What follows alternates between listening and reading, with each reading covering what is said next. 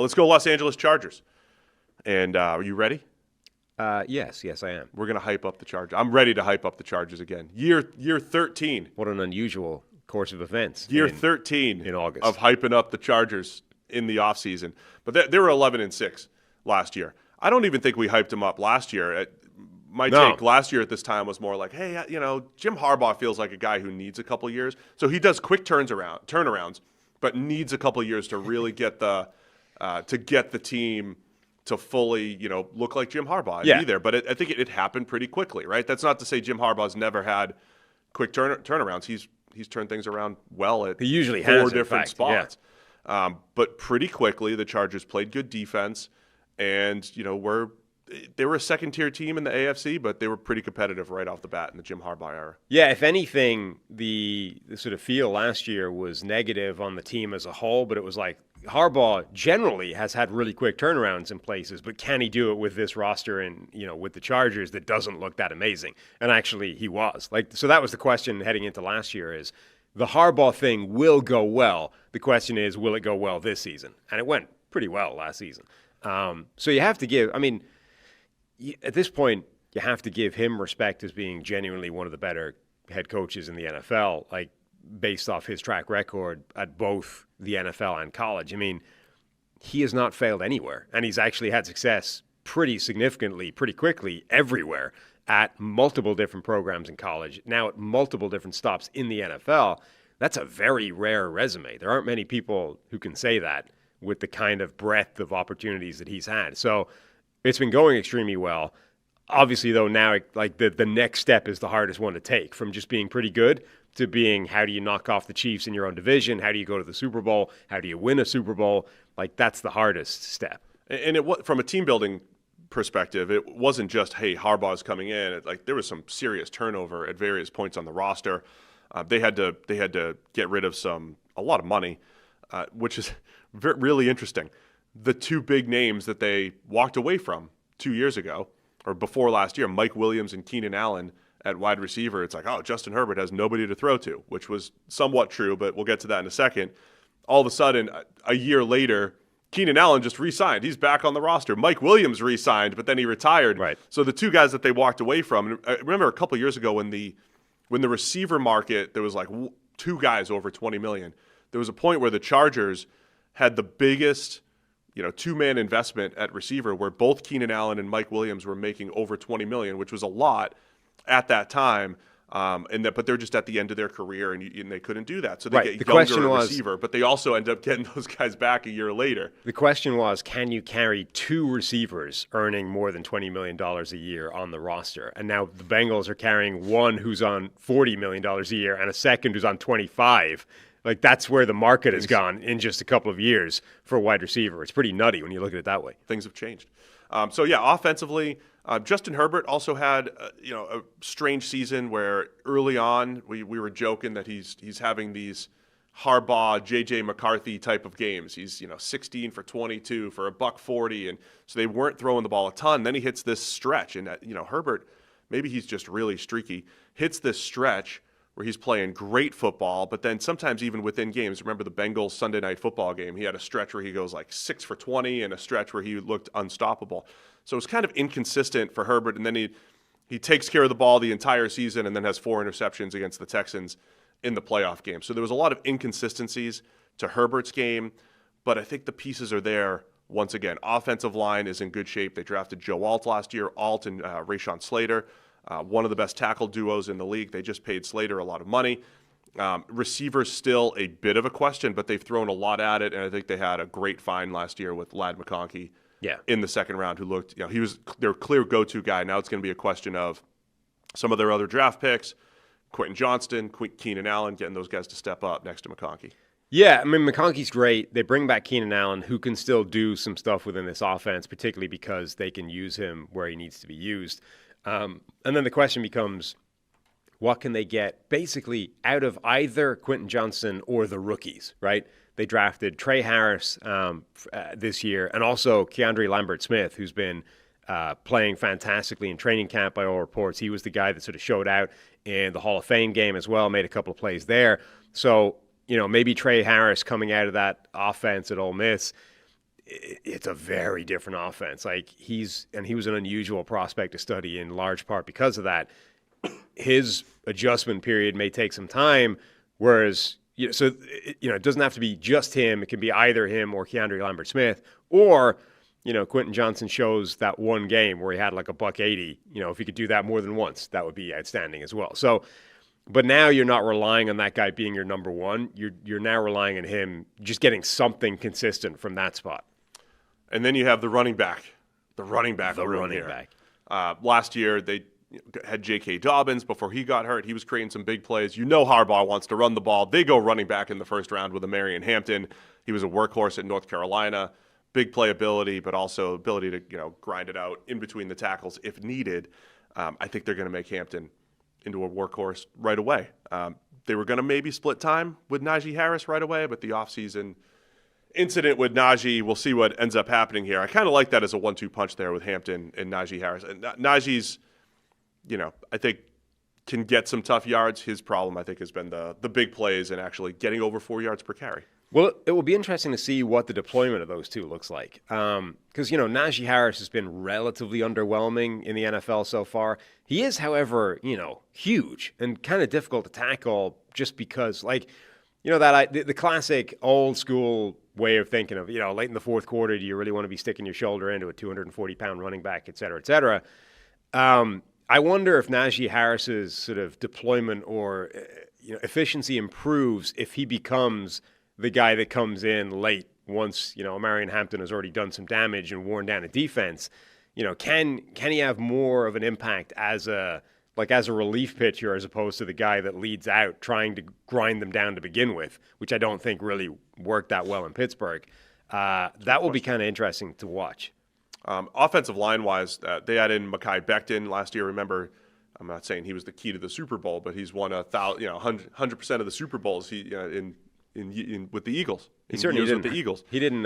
He was the missing piece. No, I mean he really took to playing right guard last year. I mean, this is a massive offensive line on the right side with Joe Alt and Mekhi Becton. They have a chance to, I think, get a little bit closer to this, Harbaugh-esque type of team that can really pound the rock, and then figure out what Herbert can do. What are your thoughts on Herbert? He's quite the hot button quarterback discussion. Because if you ask some people, that dude's been great, and he's a top 5 quarterback, and you've got the big 4, and then Herbert's the clear 5, and then other people are like, dude's a 500 quarterback his entire career. What are you doing with that? Hey guys, real quick, only 40% of our viewers are actually subscribed, so let's change that. Hit that subscribe button, and now let's get back to the action. I feel like at the moment, now it's a much smaller sample size because we're only talking about a couple of games, but he's dealing with the Lamar Jackson thing, which is he hasn't been a good postseason quarterback. He's been a better regular season quarterback than he's been a postseason quarterback. And maybe that's just noise. Maybe that's just the variance of football. And particularly, this is the thing I think people don't necessarily think about when you focus on things like that. If you're not part of like a juggernaut team and you make the playoffs, you're probably not going to, you're going to lose those games most of the time because you're not as good as the teams that are, in the number 1 seed or the 2 seed and expected to go to the Super Bowl. You're the wild card fringe team that got there, and you're now playing the better teams that, like those teams like Miami or like Dallas where, you beat the bad teams, you lose to the good teams. So automatically you're expected to lose that game. That doesn't mean you can't play well in those situations. But so it's just a complicating factor that, if you're making the postseason as a team that is not a juggernaut, you're probably behind the 8 ball going into that game. And so expectations are that you're not necessarily going to dominate, win, et cetera, et cetera. But at the moment, I think it's fair to say that he can be a spectacular regular season quarterback. There is yet to be much evidence that he can be that in the postseason. And if he wants to be talked about in that group, right? A year or two ago, it was a debate about whether Justin Herbert or Joe Burrow. I don't think it's a debate at the moment. Joe Burrow is clearly in that top echelon. I don't think Justin Herbert clearly is. Now, if he wants to be in that echelon, that's the next step, right? Is do what you do in the regular season in a playoff game. Yeah, I mean, just not to harp on it too much, there's a lot of people who would choose Herbert over Burrow. There's a lot of people. Still? Yeah, I think so. Because I think that's crazy now. Yeah, I think Burrow's a better quarterback, but I get it with Herbert. I mean, I absolutely get it. I think the consistency aspect of it, I say consistency a lot, which, I hate that because it's like double speak for just be good more often. But I used to say this about Josh Allen. Remember there was Allen felt like the streakiest quarterback in the NFL because he had stretches where he couldn't hit a throw, and he had stretches where he looked like Superman. Now he's far more Superman than the negative plays, Allen. Does he still had a game where he went 9 for 30 last year, though, right? So when the wheels fall off, that can happen. That's what happens with Herbert. And sometimes it's stretches of games, sometimes it's first half to second half. If he puts that all together, I still think he's a very good quarterback. And then finding that balance between Jim Harbaugh, the Greg Roman offense that does want to be a little bit more run heavy. They were getting some big plays out of Herbert. But I think, finding that complement next to Ladd McConkey is going to be huge because at the end of the season, he was the only guy that could be trusted. I'm not saying the Chargers are 1 year away necessarily, but don't forget, they stripped this roster from a lot of key veterans, and they're building it back up again. I think next year, they'll be just another year closer and maybe really competing. I feel like there's still another year to go here, but they're going to be very good, especially on both sides of the ball.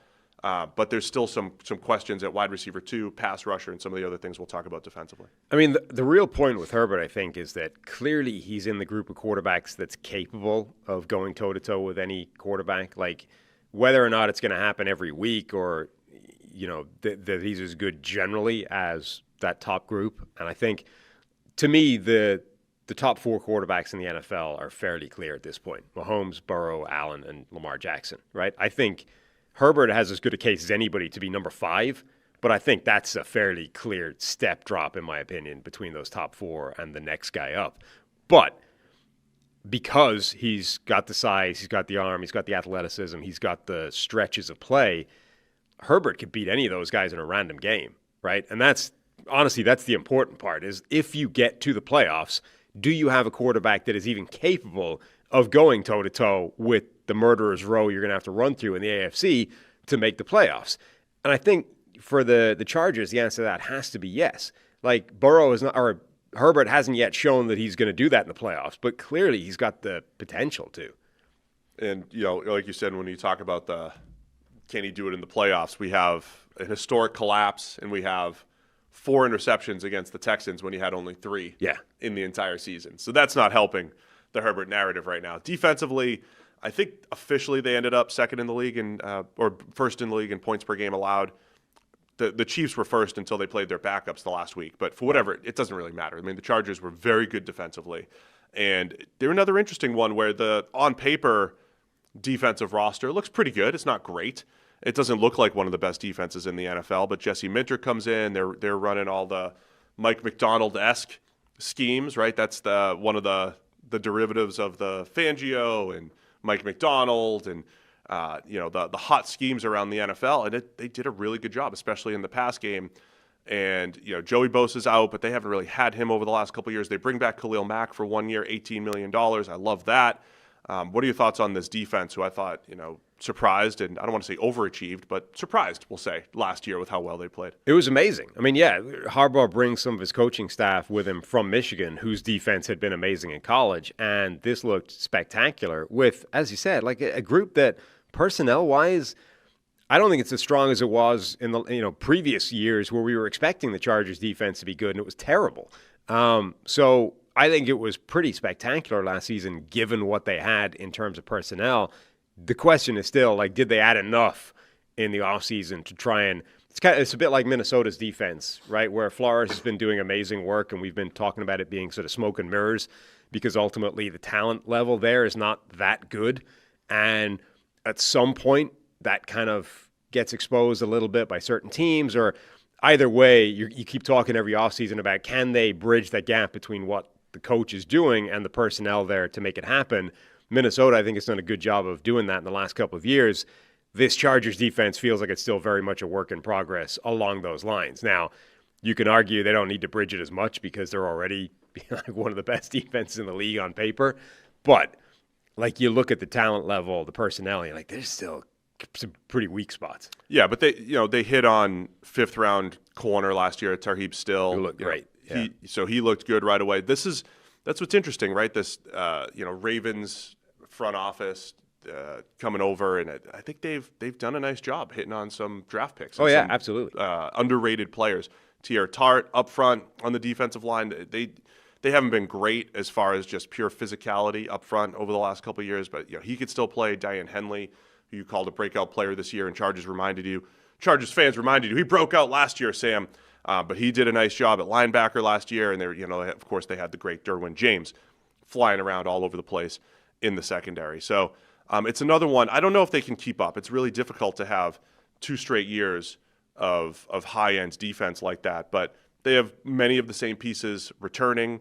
Elijah Molden coming off of injury, but they re-signed him to play safety. They did a good job of just getting good contributions from a whole bunch of underrated players, and it looks like that's what they're going to need to do once again. Yeah, no, agreed. They just need to sustain what they did last year. Like, the question is less will they collapse because of personnel. It's more, it's not that this defense is new, but it's becoming the kind of the meta defense, the in vogue system right now, and it's starting to proliferate throughout the NFL, which automatically brings with it, the subsequent cycle of the league fighting back, right? So will it sustain that? Will it be able to ride out the rest of the league getting a better handle on how to attack this specific variant of defense? And it does seem, unlike the Legion of Boom-esque defense, which was, I would describe that as more player-driven. Yeah. Right? When everyone tried to replicate that around the NFL, it was difficult to replicate all of the Hall of Famers that they had making that work, or right. fringe Hall of Famers. This defense it can be more of a no-name type, just like a Flores, right? Yeah. Like when you're living in these extremes. In Flores' case, you're living in extremes. In the McDonald-Minter defense, it's not that you don't need good players. Of course you need good players, but if you're just trying to, avoid explosive plays and just be in the right place at the right time, and there is a way to get away with it without the best personnel. So that's why I say on paper, I feel like the Chargers give this front office one more year, get another draft class in there. I'm not saying they won't be good this year. I think they'll be very good, but I am real interested to see what year 3 looks like for the Chargers, getting 1 year closer. But we'll make a pick here. Over under 9.5 here for the Chargers this season, Sam. I'll go over. I think they will be a double-digit win team, but maybe only just. I've been trying to stay balanced with my over-unders here. I've been trying to stay as balanced as possible within the division, but I went over for the Chiefs. I'm going to go over for the Chargers as well. But I'm optimistic about this entire division. You're going to hear it. Seriously. I'm optimistic. Thanks for watching all the way to the end of our video. Check the Mic is live every Monday, Wednesday, and Thursday, so be sure to hit this subscribe button so you don't miss a thing. The all-knowing algorithm is convinced that you'll like these videos as well, and frankly, who are we to argue?